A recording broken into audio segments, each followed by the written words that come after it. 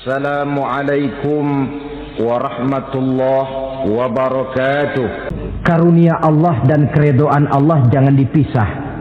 Cari karunia sebanyak-banyaknya, tetapi dalam batas-batas yang diridhoi Allah.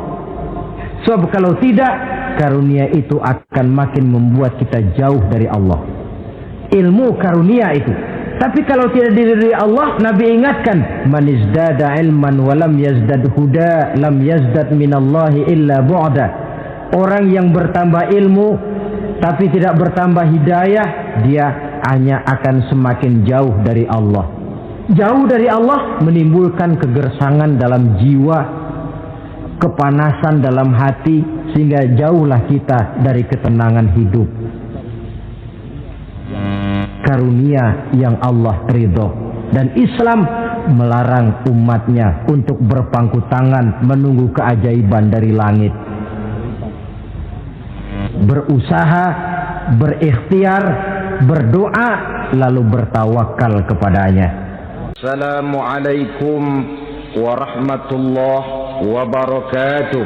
Waalaikumsalam warahmatullahi wabarakatuh. Alhamdulillah, wassalatu wassalamu ala sayyidina Rasulillah, sayyidina wa maulana Muhammad ibn Abdullah, wa ala alihi wa sahbihi wa mawala, la hawla wa la quwwata illa billah, amma ba'du. Bapak-bapak, ibu-ibu, saudara-saudara kaum muslimin rahimakumullah. Rangka memperingati Maulid Nabi besar Muhammad sallallahu alaihi wasallam. Yang penting dari peringatan Maulid ialah membicarakan bagaimana sebenarnya identitas umat Rasulullah sallallahu alaihi wasallam. Sebab apa? Adalah suatu hal yang wajar bahwa seorang pengikut menyesuaikan tingkah laku, gaya hidup dengan orang yang diikutinya. Jangankan di dunia ini, di akhirat nanti, identitas ini akan dimintakan pertanggungjan jawab dan akan ditanyakan kepada kita. Sekurang-kurangnya menjadi pengikut rombongan orang besar merupakan suatu nikmat. Paling tidak kita bisa numpang mujur. Kalau saya berangkat ke Bali ikut rombongan Pak Menteri misalnya, saya bisa bebas timbangan, tas saya tidak usah diperiksa-periksa barangkali. Kenapa? Ini rombongannya Pak Menteri, numpang mujur. Itu sekurang-kurangnya. Tetapi tentu untuk menjadi anggota rombongan Pak Menteri ini kan harus ada tanda, ciri-ciri atau yang disebut identitas. Kalau kita mengaku dan memproklamirkan diri sebagai umat Nabi Muhammad, sebagai pengikut beliau, apa sih identitasnya, ciri-cirinya? Inilah yang akan kita bicarakan pada kesempatan ini, bersumber dari surah Al-Fatah ayat 29. Allah Subhanahu wa taala menjelaskan Muhammadur Rasulullah, bahwa Nabi Muhammad itu adalah utusan Allah, pesuruh Allah.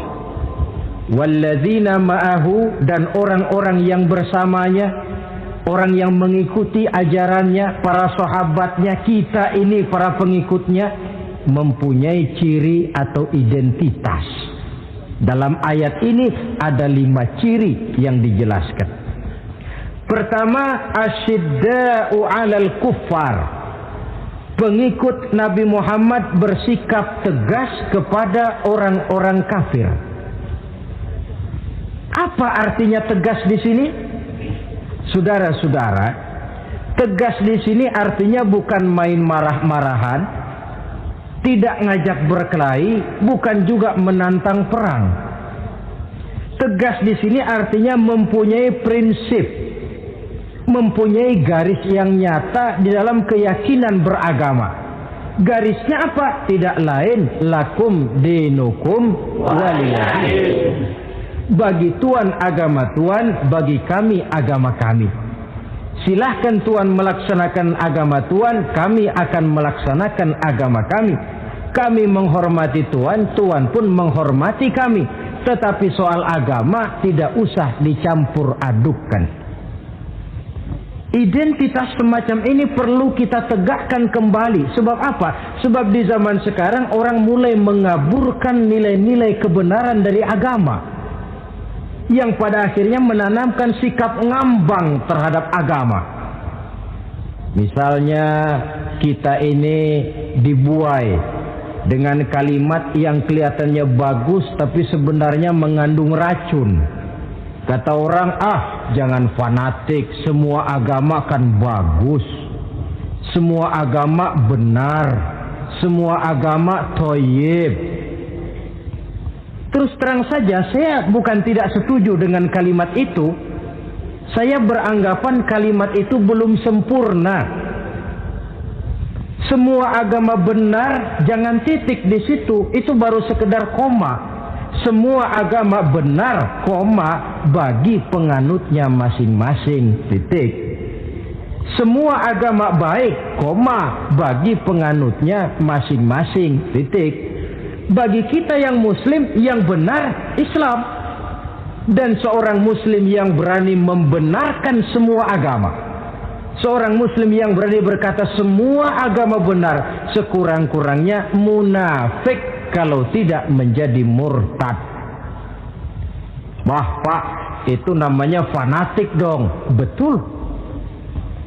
Yang tidak boleh kan fanatik kepada suku, yang tidak boleh kan fanatik kepada guru, tapi fanatik kepada agama dalam arti berpegang teguh kepada agama merupakan bagian daripada kehidupan beragama.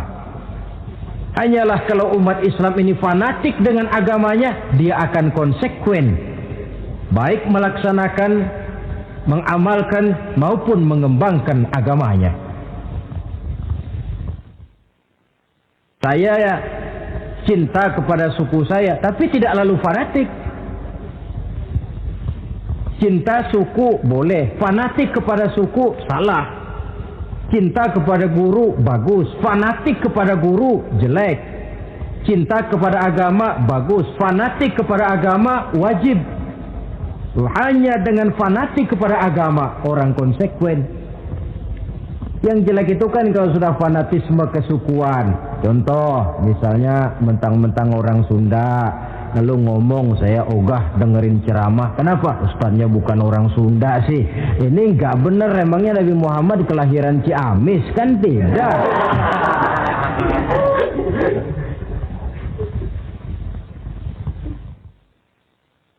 Toleransi ada tempatnya, tetapi tidak menyangkut masalah-masalah ritual, tidak menyangkut masalah-masalah ibadah. Soal bikin jalan umum, mari bersama saudara-saudara kita yang lain agama membangun puskesmas, mari bersama-sama menjaga keamanan, mari sama-sama. Tapi kalau sudah menyangkut masalah ibadah, kembali kita kepada prinsip lakum dinukum waliyadin. Bagi Tuhan silahkan melaksanakan agama Tuhan, kami pun akan melaksanakan agama kami. Silahkan menyebarkan agama, tetapi jangan kepada orang yang sudah beragama. Ini batas toleransi. Jangan menyebarkan agama kepada orang yang sudah beragama. Maka dalam sejarah sudah dibuktikan, alhamdulillah, kalau kita mau objektif menilai sejarah, ketoleransian umat Islam itu sudah dibuktikan oleh fakta sejarah. Tetapi tanpa harus mengorbankan nilai-nilai akidah, keyakinan-keyakinan yang harus kita jaga dan kita pertahankan. Taruhlah kita sekarang masih sanggup berkata dan berpendirian semacam itu. Anak kita, keturunan kita, generasi yang akan datang, jikalau ditanamkan rasa ngambang terhadap agama, lambat laun akan makin tipis nilai-nilai religius itu melekat di dalam jiwanya. Dan akibatnya akan rawan kemajuan macam apapun, modernisasi macam apapun, kalau sudah terlepas dari kaitan kehidupan beragama, tidak akan banyak menolong untuk mensejahterakan umat manusia. Asyidda'u 'alal kuffar, bersikap tegas kepada orang-orang kafir. Ini sikap yang pertama, identitas yang pertama. Yang kedua, ruhama'u bainahum, kasih sayang kepada sesama mereka. Kalau kepada orang kafir tegasnya bukan main, tapi kembali ke dalam, kembali kepada sesama muslim, kasih sayang setengah mati. Saling asah, saling asih, saling asuh, saling mengalah buat kepentingan yang lain. Ini sudah dicontohkan dalam sejarah ketika Rasulullah dan para sahabat hijrah ke Madinah. Orang Madinah yang menyambut kedatangan orang Makkah itu kan disebut Ansor. Betul apa betul? Lah orang Makkah ini yang hijrah ke Madinah disebut kaum Muhajirin. Apa orang Madinah menyambut kedatangan orang Makkah itu mentang-mentang orang asli Madinah lalu tolak pinggang? Kamu kemari pendatang ya, awas jangan bertingkah. Tidak. Masing-masing malah mencari saudara. Karena apa? Persaudaraan dalam Islam diikat dengan akidah. Artinya ini dari manapun orang datang, apapun warna kulitnya, bahasa apapun yang dia pakai, jikalau akidahnya sama, dia saudara kita. Hadirin, terus terang saja ya. Banyak orang-orang yang tidak senang kalau melihat umat Islam sampai bersatu. Maka segala macam cara mereka lakukan agar kita jangan bersatu. Muncul yang namanya Islam sejati, Islam, mereknya Islam, tujuannya bikin kacau dalam Islam. Kalau dia sudah mengkafirkan orang lain yang tidak sepaham dengan dia, tidak mau bermakmum kepada orang yang sepaham dengan dia. Kalau cara ini tidak kena, mereka putar lagu lama. Apa lagu lama itu? Lagu khilafiyah. Lagu lama itu supaya kita sengketa sesama kita, mempersoalkan hal-hal kecil, waktu terbuang, energi habis untuk mempermasalahkan hal yang tak pernah kunjung selesai. Sering kejadian toh di kampung-kampung, yang satu pakai usolli, yang satu tidak, lalu pisah RT. Yang satu azan sekali Jumatan, yang satu 2 kali, lalu bangun masjid lagi. Yang satu kunut, yang satu tidak, asah golok. Persoalan yang semacam ini sampai kiamat tidak akan kunjung selesai. Oleh karena itu potensi yang besar ini tidak tersalurkan dengan wajar karena kita centang perenang di dalam, tidak pandai menjaga kesatuan dan persatuan sebagai modal dasar untuk berbuat yang lebih baik.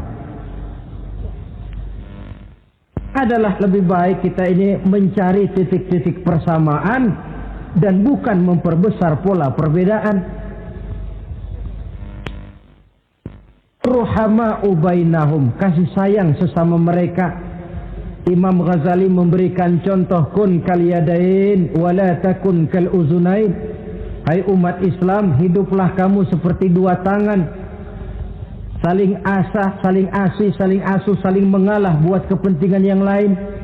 Coba lihat 2 tangan kita, rukunnya bukan main. Kalau tangan kanan maju ke depan, kata yang kiri, oke, saya mengalah. Dia mundur ke belakang. Kiri di depan, kata kanan, sekarang giliran saya ngalah. Dia mundur ke belakang. Akhirnya kita jalan lenggang. Enak nggak dilihat orang?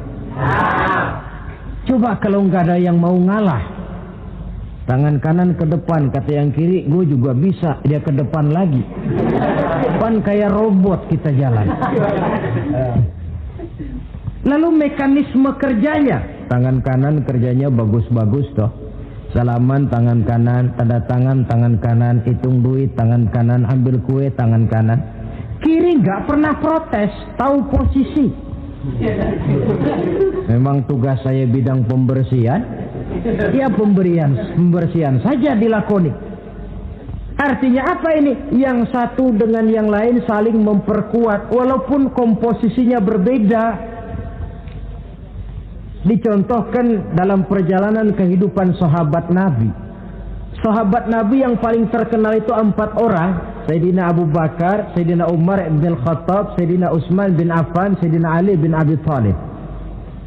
4 sahabat ini kalau kita lihat komposisinya, keahliannya lain-lain. Coba, ada Sayyidina Abu Bakar, ini sahabat merangkap mertua. Kalau bahasa sekarang Abu Bakar ini disebut kiai diplomat. Kiai karena beliau orang alim, diplomat karena pandai bersiasat, ahli politik. Kemampuan berpolitiknya digunakan buat kepentingan agama.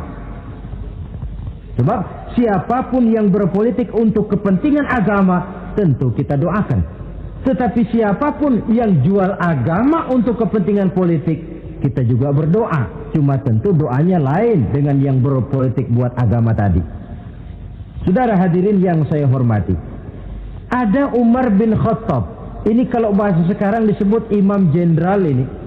Imam tapi jenderal, jenderal tapi imam.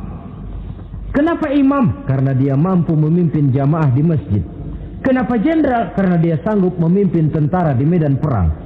Kegagahannya, keberaniannya, keperkasaannya digunakan membantu perjuangan Rasul. Ada Utsman bin Affan, santri ekonom. Kenapa santri? Karena dia orang kaya. Kenapa ekonom? Karena dia pengusaha bergerak di bidang bisnis. Keuntungan usahanya untuk membantu perjuangan Rasul. Ada Ali bin Abi Thalib, tokoh muda tapi intelek. Masih muda tapi rela mengorbankan nyawa demi keselamatan Rasul di malam hijrahnya. Alangkah nikmatnya umat Islam ini kalau punya kiai diplomat, imam jenderal, santri ekonom, pemuda intelek yang masing-masing bekerja sama menunjang untuk kepentingan agama. Ruhama ubainahum, kasih sayang di antara sesama mereka. Mobil, kenal mobil nggak? Ya. Mobil itu baru bisa jalan dengan baik kalau seluruh onderdilnya kompak. Kalau yang satu sudah merasa dirinya lebih penting dari yang lain, alamat mobil udah deket mogok. Misalnya yang jadi bensin nyombong, kalau nggak lantaran saya nggak bakalan jalan nih mobil. Bannya denger, sombong. Kata ban, sombong kamu bensin. Apa kamu kira kamu saja yang penting? Saya tersinggung, kata ban, lalu kempes. Kira-kira kalau ban kempes jalan nggak mobil? Begitulah umat ini. Kayak satu bangunan, ada yang jadi jendela, pintu, tiang, genteng dan sebagainya. Tetapi satu sama lain hendaknya saling memperkuat. Kalau tidak, kita ini pernah diramalkan oleh Nabi, yushiku an tada'a alaikumul umam kama tada'al akalatu ala qas'atiha. Satu saat akan datang di tengah-tengah kamu di mana keadaanmu waktu itu seperti makanan di meja makan. Coba bayangkan, menurut Rasul satu saat kondisi umat Islam akan seperti makanan di atas meja. Yang barat mau makan, yang timur mau santap, yang selatan mau ganyang, yang utara mau injak-injak. Satu saat kondisi umat Islam akan seperti itu. Heran sahabat, ya Rasulullah, kok kita bisa dikepung begitu rupa? Iya. Apa pada waktu itu jumlah kami sedikit ya Rasulullah? Tidak, kata Rasul. Bal antum yauma idzin katsir. Jumlahmu pada waktu itu banyak, besar, kamu mayoritas. Cuma sayang, kata Nabi, walakinnakum ghusaa'un ka ghusaa'is sail. Tetapi keadaanmu waktu itu seperti busa di lautan. Banyak tapi centang perenang. Banyak tapi tidak punya daya dan kekuatan. Dipermainkan gelombang lautan, dihempaskan ke tepian pantai tanpa punya makna dan arti. Mayoritas tapi nasibnya ironi. Lantaran apa ini? Kita tidak pandai menjaga kesatuan dan persatuan. Prinsip ruhama ubainahum, kasih sayang di antara sesama mereka belum bisa kita wujudkan. Oleh karena itu, hadirin yang saya hormati, identitas yang kedua ini mari kita tegakkan, menggalang kesatuan dan persatuan untuk kejayaan agama yang kita cintai. Soal posisi silahkan berbeda, soal profesi silahkan berbeda, tetapi hendaknya perbedaan ini tidak menyebabkan persimpangan tujuan. Satu sama lain saling memperkuat. Identitas yang kedua, bahwa kita sudah diikat dengan akidah, tidak oleh ras, warna kulit, suku, bahasa, oleh akidah.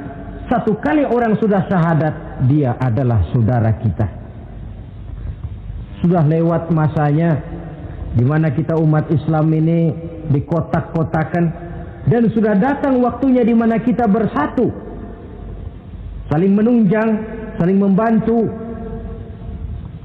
sehingga dengan demikian terwujudlah satu masyarakat yang diikat dengan nilai-nilai akidah.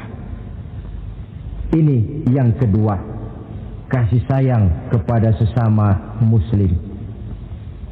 Satu badan itu kalau yang satu sakit, yang lain kan akan ikut merasa sakit. Saudara jalan tengah malam, ibu jari tersandung batu, meletak. Begitu ibu jari tersandung batu, kontan, darah keluar, mulut bilang aduh, kepala ikut pusing, nggak pakai diundang. Solidaritas sosial yang terjadi secara reflektif. Tidak ada ibu jari tersandung, mulutnya malah ngomel, rasain lo. Masa nyumpain badan sendiri, kan tidak mungkin. Tapi ini yang terjadi, kita lihat. Akibat apa? Tidak terwujudnya solidaritas sosial yang bersifat refleksif tadi. Nah, inilah saudara-saudara identitas yang kedua. Yang ketiga sekarang, pengikut Nabi Muhammad sallallahu alaihi wasallam itu cirinya yang ketiga, tarahum ruk'an sujjada. Engkau lihat mereka ruku dan sujud, mendirikan solat. Ini identitas, ciri. Di akhirat nanti akan diperiksa dengan seadil-adilnya. Siapa? Saya, Pak. Saya siapa? Pengikut Nabi Muhammad. Betul? Betul. Baik. Pengikut Nabi Muhammad itu tandanya ruka'an sujada, ruku dan sujud.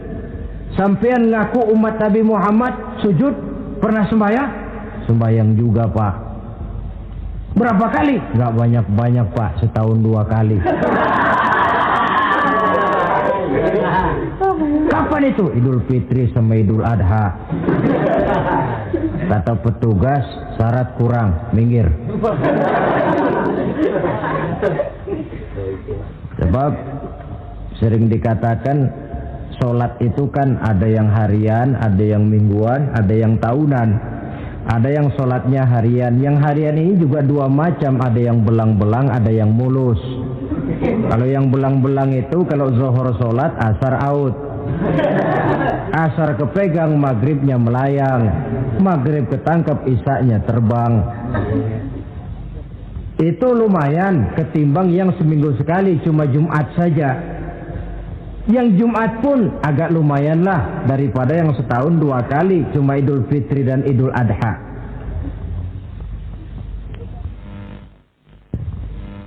Tetapi bagaimanapun juga sholat ini memang merupakan keperluan dalam kehidupan kita.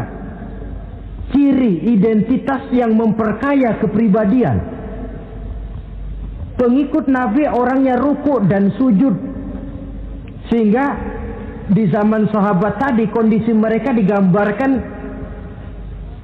kalau siang seperti kuda perang, tetapi kalau malam seperti pendeta.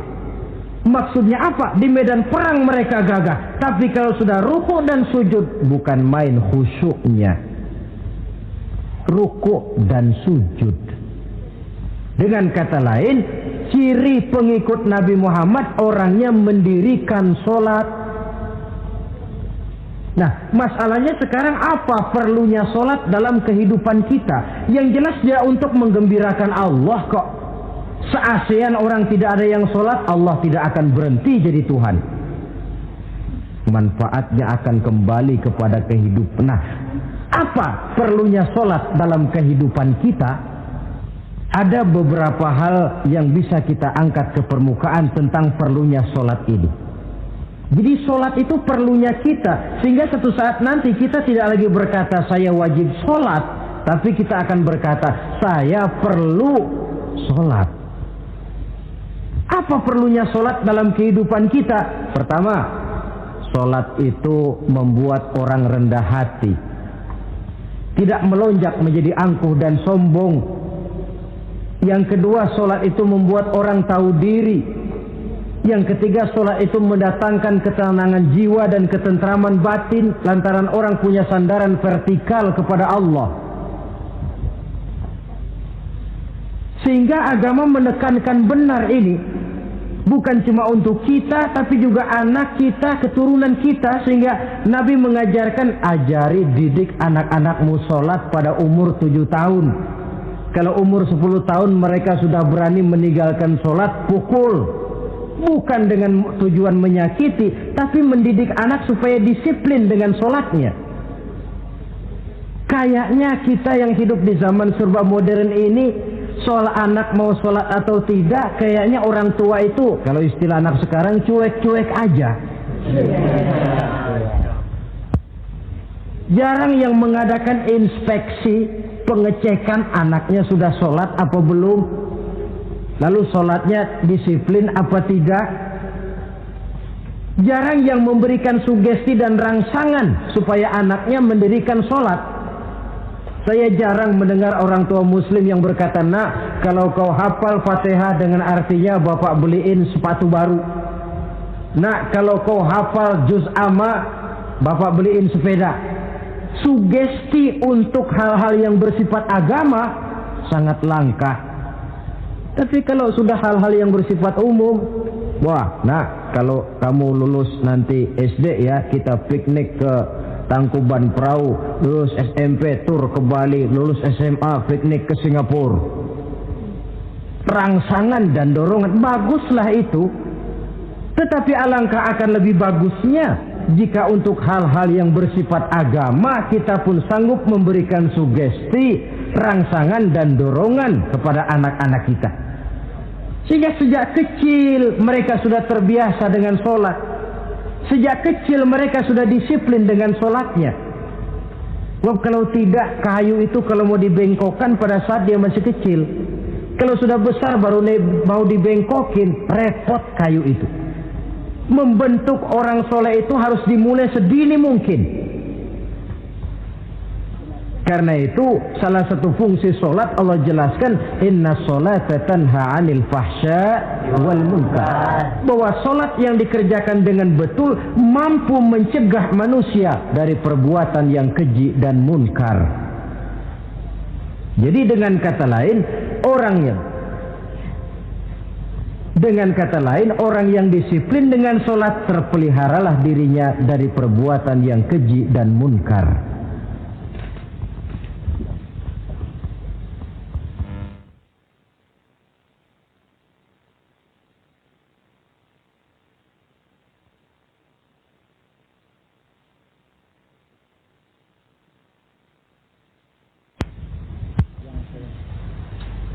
Hadirin yang saya hormati, suatu kenyataan barangkali yang memang tidak bisa kita pungkiri, bahwa kemajuan ilmu pengetahuan dan teknologi sekarang ini makin mengagumkan. Dunia seolah-olah telah dirombak oleh manusia dari sebuah daerah kosong menjadi gedung-gedung pencakar langit yang tinggi. Orang sudah bertandang ke bulan, dan dalam beberapa tahun mendatang boleh jadi akan bertandang pula ke planet-planet lainnya. Kekurangan air minum bisa diatasi dengan penyulingan air laut. Kekurangan areal pertanian bisa diatasi dengan merombak gurun pasir yang gersang dan tandus menjadi sawah ladang yang menghasilkan kebutuhan hidup manusia. Tapi seiring dengan itu menjadi pertanyaan, makin sejahterakah umat manusia? Tercapaikah kebahagiaan? Pada sisi lain kita melihat kemajuan itu melahirkan hal-hal yang tidak kita harapkan. Apa yang kita sebut dengan penyakit dunia modern, yang rupanya makin banyak dokter, makin banyak juga penyakit, makin banyak rumah sakit, makin aneh nama penyakit. Pola yang paling berbahaya ialah jikalau kemajuan itu menyebabkan manusia sampai mendewa-dewakan ilmu dan teknologi. Dan ini yang sering saya istilahkan dengan berhala abad 20. Kalau dulu orang menyembah berhala yang namanya Latta, Uzza, Manat, Hubal, orang zaman sekarang secara tidak langsung banyak yang menjadi penyembah komputer, penyembah sains dan teknologi, mendewa-dewakan otak, lalu lupa bahwa sepanjang yang bisa dilakukan oleh manusia adalah berusaha dan berusaha, sementara ketentuan mutlak datang dari Allah Subhanahu wa ta'ala.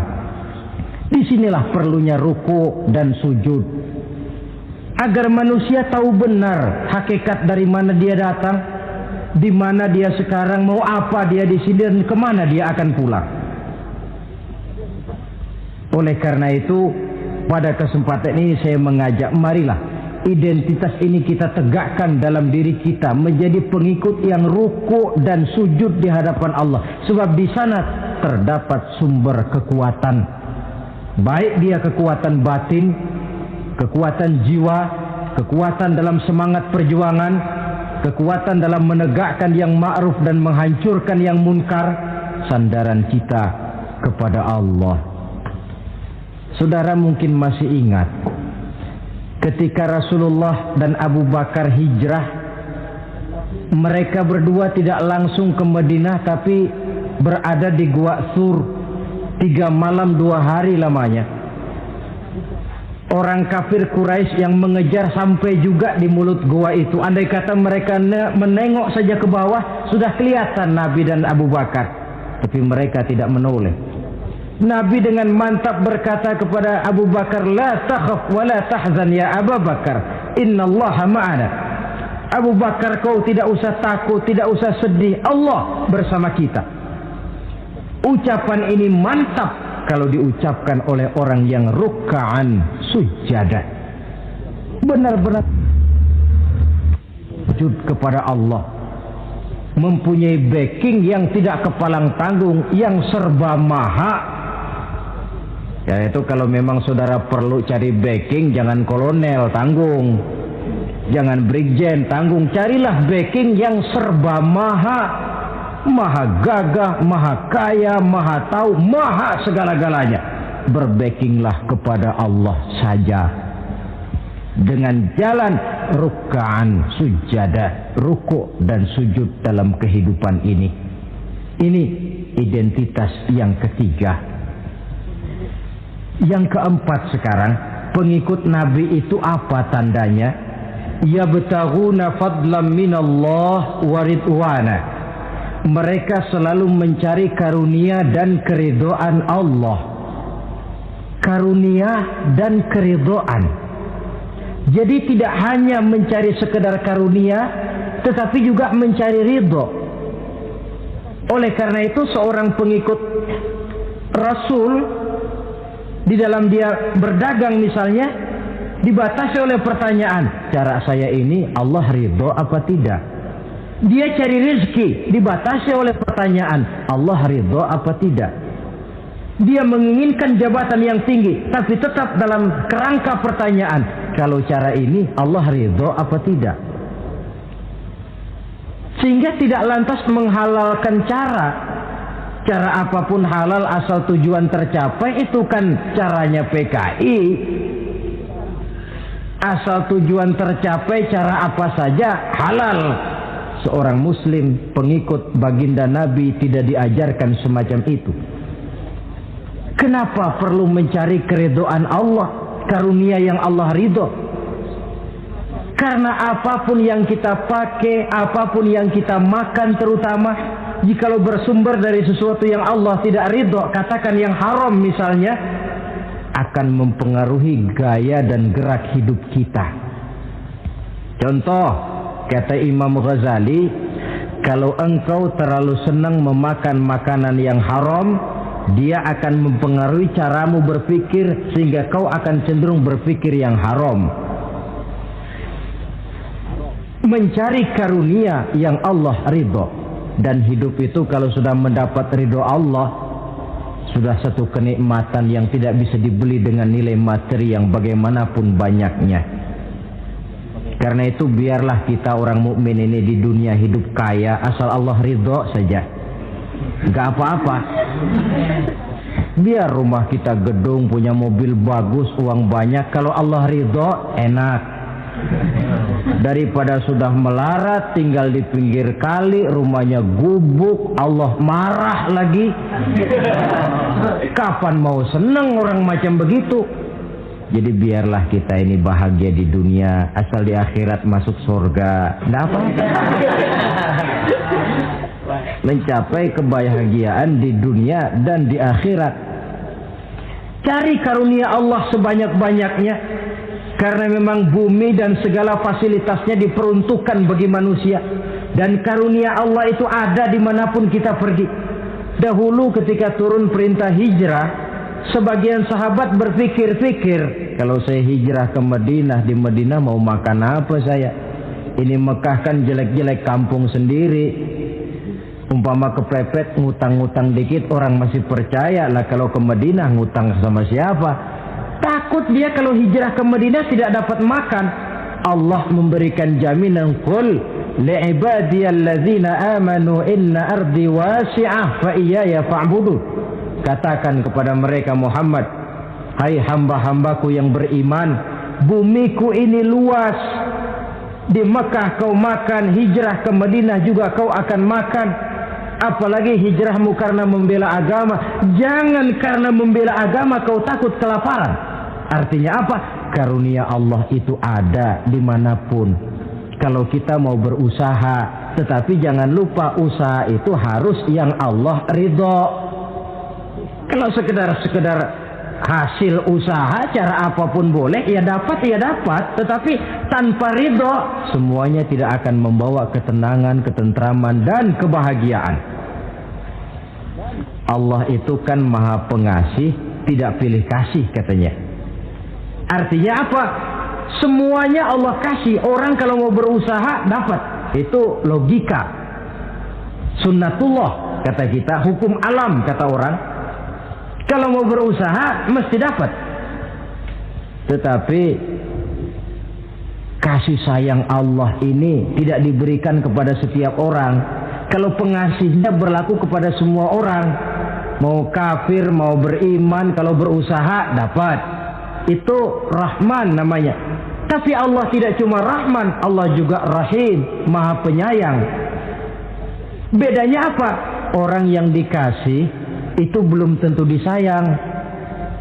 Tetapi kalau disayang mesti dikasih. Kalau tidak dikasih tentu ada pertimbangan lain untuk kepentingan kita. Misalnya anak kita baru kelas 1 SMP, datang, Pak beliin motor buat sekolah. Kita lalu menilai anak ini nggak ada motor saja kadang-kadang jarang sampai ke sekolah, apalagi dibeliin motor, bisa dari rumah berangkat ke sekolah nggak sampai. Tidak dibelikan bukan karena tidak sayang, justru karena sayangnya ada pertimbangan lain untuk kepentingan si anak. Tetapi kadang-kadang anak sendiri berpikirnya lain. Bapak katanya sayang, minta dibeliin motor saja tidak dibelikan. Dia menilai orang tuanya tidak sayang. Padahal justru sayangnya lalu tidak dibelikan. Begitulah satu contoh kecil dari keridhaan Allah ini. Jika Allah sudah memberikan ridhonya kepada kita, segala yang kita mau diberikannya. Kalau tidak juga diberikan, tentu ada manfaatnya untuk kemaslahatan kita. Allah Maha tahu. Misalnya orang mengeluh, saya akan sembahyang rajin, ngapa rezeki seret bener sih? Apa saya berhenti lagi sholat? Allah lebih tahu maslahatnya. Barangkali potongan kayak kita ini kalau diberikan rezeki banyak sedikit lalu berhenti ke masjid. Rezeki lu segini aja dah, lu jadi rajin ke masjid. Ada manfaatnya buat kepentingan kita. Mencari karunia yang Allah ridho. Dalam alam yang terbentang luas ini karunia Allah terhampar luas. Tinggal kita mencari, dan untuk mencari itu diperlukan keahlian. Keahlian hanya timbul karena pendidikan. Makin ke depan persaingan hidup makin tajam tanpa membekali diri. Terutama generasi kita yang akan datang, anak-anak kita. Boleh jadi mereka akan tersudut ke pojok-pojok kehidupan untuk kemudian lebih banyak jadi penonton daripada sekedar pemain. Dan kerugian akan kembali kepada kita. Karena itu cari karunia Allah sebanyak-banyaknya, tapi dengan garis bawah yang Allah ridho.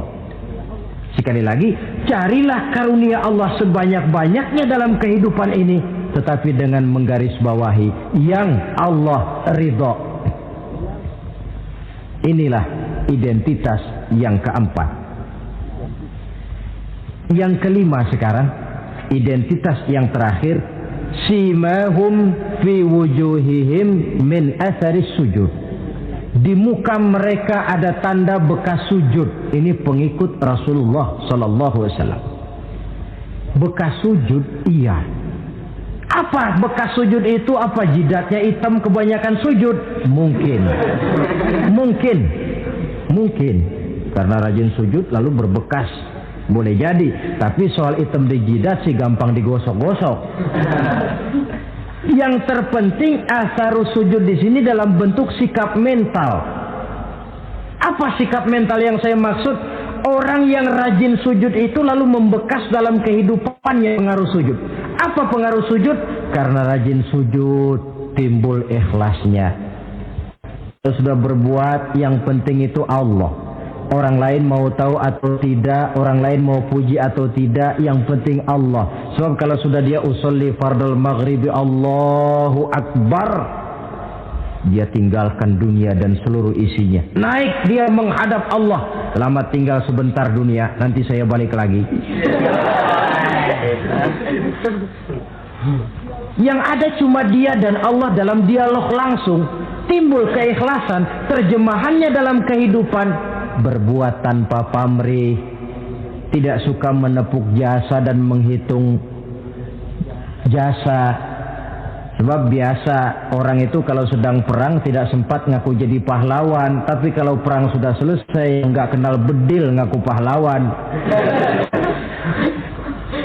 Kalau perang sedang berkecamuk, jarang yang mengaku pahlawan. Kalau sudah perang selesai, masing-masing nepuk dada.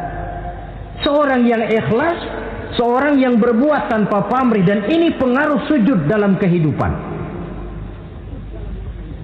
Lalu apalagi timbul jujurnya. Kenapa?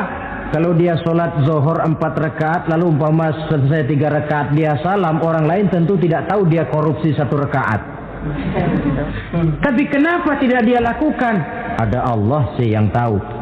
Timbul kejujuran, disiplin murni yang berakar dari hatinya sendiri.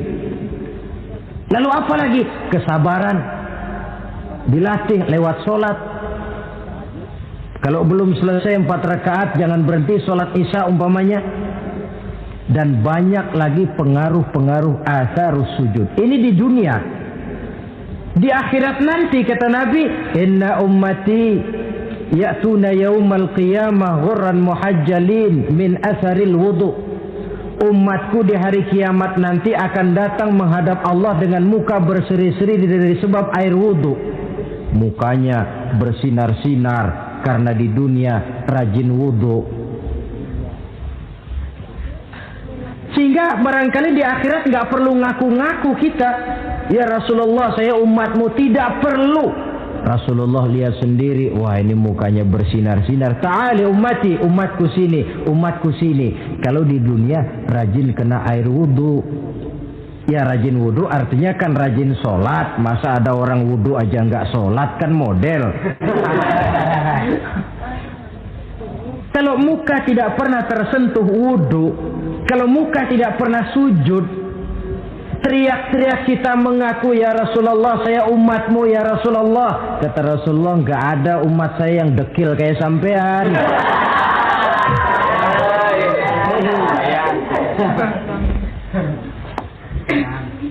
Itulah sebabnya pada kesempatan ini saya mengajak mari membiasakan diri berwudu. Tidak cuma untuk sholat. Saudara mau berangkat ke kantor wudu dulu, bagus. Saudara mau pergi berdagang wudu dulu, cakep. Saudara mau pergi kuliah, mau pergi sekolah wudu dulu, bagus. Di samping kebersihan jasmani, juga kebersihan rohani. Tengok saja. Kalau kita membasuh tangan pada saat wudu mulai Allahumma inni as'aluka yumna wal barakah wa a'udzubika minasyu'mi wal halakah. Itu kan yang kita baca. Ya Allah, saya mohon keberkahan di dua tangan ini, supaya tangan ini kalau dibawa dagang untung, dibawa menanam lalu panen, dibawa berusaha menghasilkan rezeki. Dan saya berlindung kepadamu ya Allah, jangan sampai tangan ini membawa kesialan dan kecelakaan. Berlindung kepada Allah jangan sampai jadi punya tangan sial.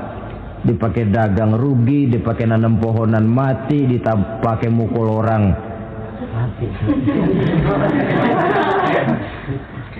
Tangan sial. Dari itu saja sudah memberikan sugesti untuk rohani kita. Kebersihan jasmani, kebersihan rohani terpelihara karena wudhu. Jadi asarus sujud, pengaruh sujud membekas di dalam kehidupan.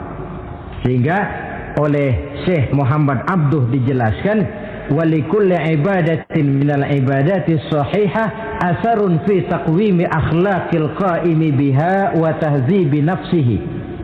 Setiap ibadah yang dikerjakan dengan betul pasti mempunyai pengaruh yang nyata dalam meluruskan moral akhlak orang yang melaksanakan ibadah itu sendiri. Jadi sujud kita betul apa tidak? Lihat saja pengaruhnya dalam kehidupan kita. Sholat kita sudah betul apa tidak? Lihat saja pengaruhnya dalam kehidupan kita. Kalau sujud ya sujud, tapi judi jalan juga, nah, sujudnya belum betul. Waktunya sholat ya sholat, waktunya mabuk, sholatnya belum betul.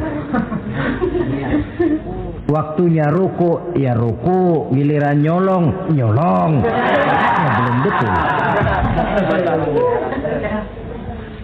Sebab sholat yang dikerjakan dengan betul, sujud yang dikerjakan yang punya pengaruh nyata dalam kehidupan, kelihatan bekasnya dari tingkah laku dan gerak kita di dalam menelusuri kegiatan hidup ini.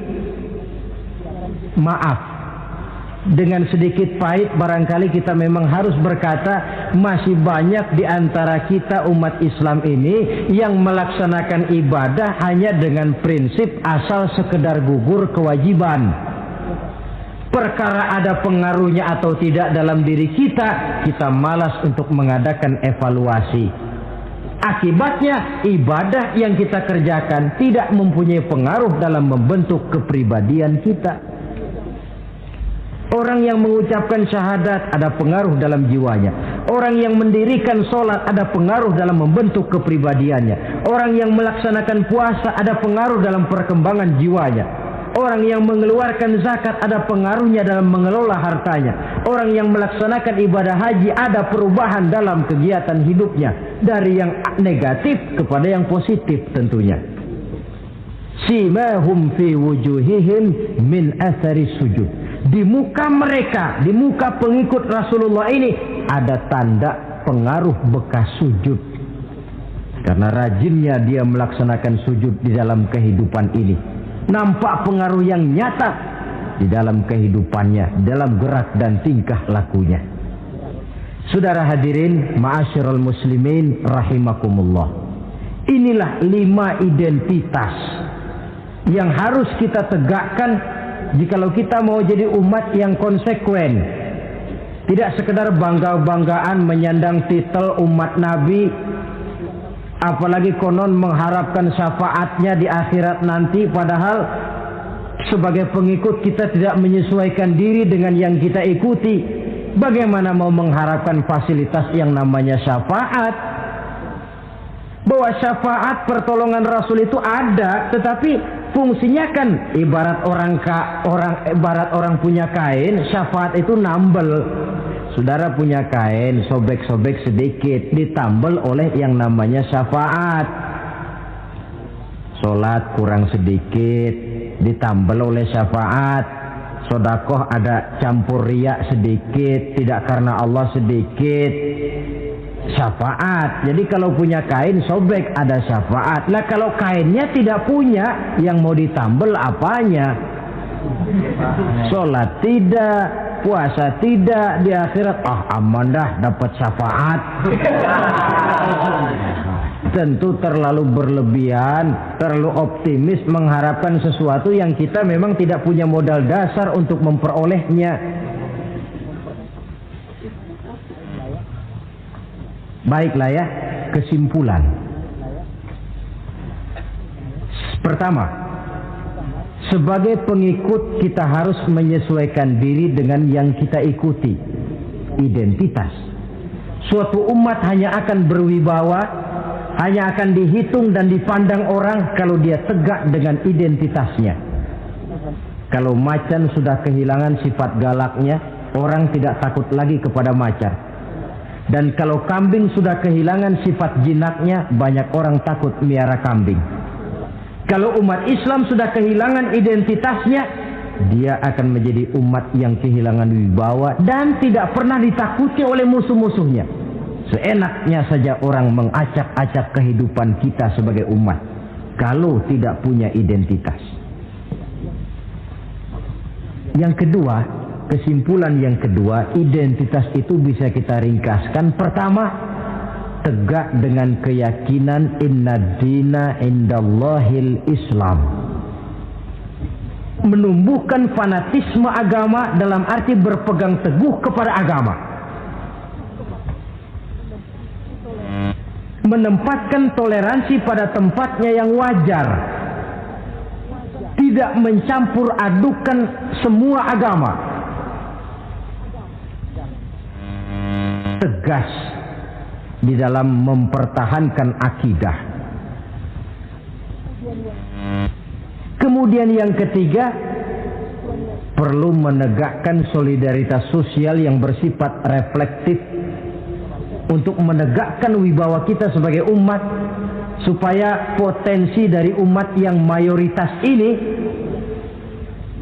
dimanfaatkan oleh umat itu sendiri. Kalau tidak, kita cuma akan menang jumlah saja, menang bilangan, kuantitas yang tanpa kualitas. Dan kalau ini yang terjadi, nasib kita akan seperti buih di lautan. Banyak, tapi kata orang kampung cuma menang groyokan. Tidak punya daya dan kekuatan, dicampakkan orang ke kiri dan ke kanan, hanyut oleh arus. Bukan menciptakan arus, tapi malah hanyut oleh arus. Bukan menciptakan model, tapi malah mengikuti model. Bukan menciptakan irama tersendiri, malah diatur oleh irama orang lain. Ini yang menyebabkan ironi.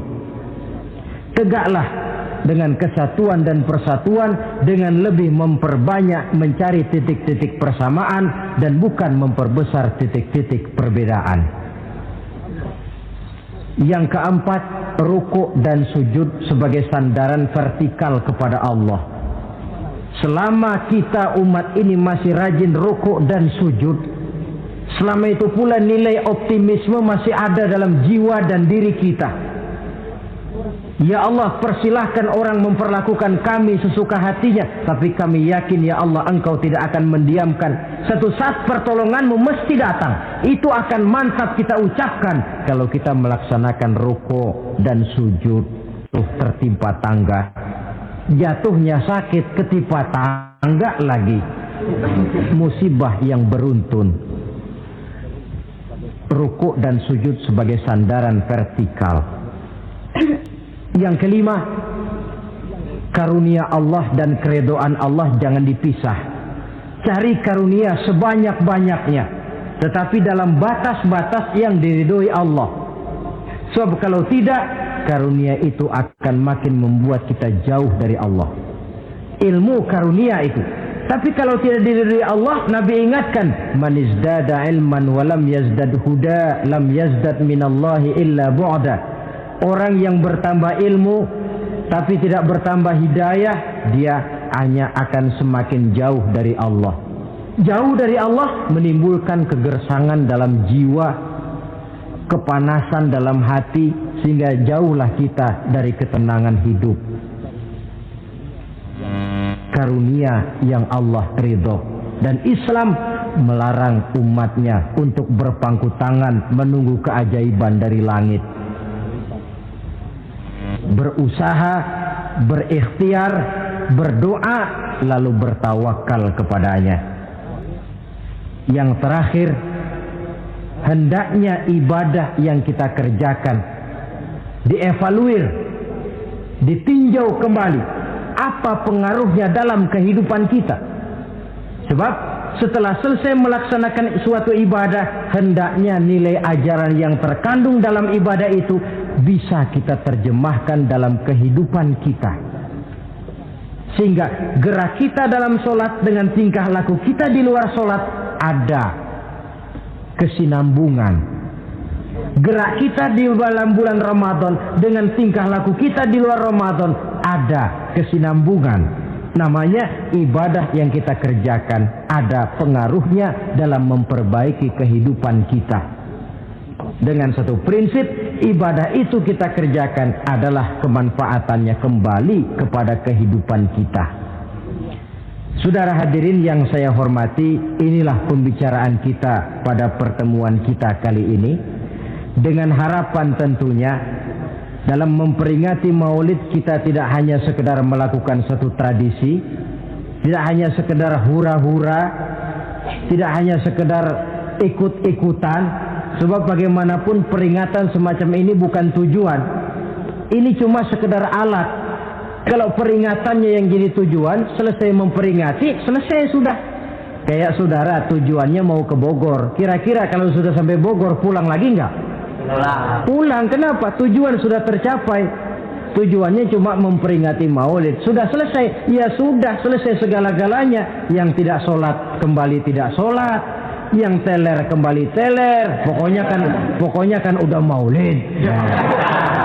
Itu kalau dijadikan tujuan. Maulid sekali lagi bukan tujuan, cuma sekedar alat. Tujuan kita diantaranya mencari identitas, menyesuaikan diri sebagai seorang pengikut dengan Rasulullah yang kita ikuti itu. Inilah pembicaraan kita kali ini. Mudah-mudahan 5 identitas ini Allah berikan kekuatan untuk bisa kita tegakkan dalam diri kita masing-masing, sehingga kebanggaan sebagai pengikut Nabi dibuktikan dengan amal perbuatan kita.